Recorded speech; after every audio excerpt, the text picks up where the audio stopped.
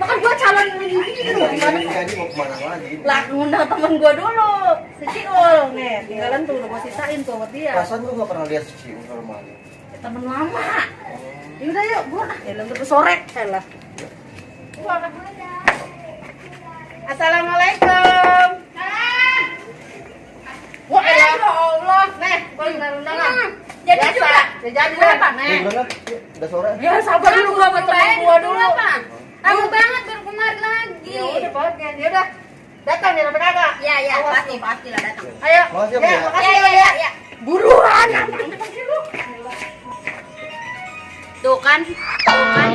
Orang giliran mau nikah geng undang ke rumah gua ya, ngarah gua kondangan rumah pinter banget tuh, naruh nama gua di undangan, nulis di undangan. Pinter banget. Giliran gue lewat mah orang pernah nyapa, orang pernah negor. Giliran ngundang mah tuh datang sampai ke rumah, depan rumah. Bertahun-tahun orang pernah ketemu. Giliran sekalinya ketemu timbang nyampein undangan doang, baik bet lagi mulutnya manis bet. Lah ketemu mah boro-boro negor. Nengoknya kagak. Gue mau kalau orang-orang begitu awang gue datang lagi. Giliran kondangan mah itu ngarah duit gue doang. Awang gue mah.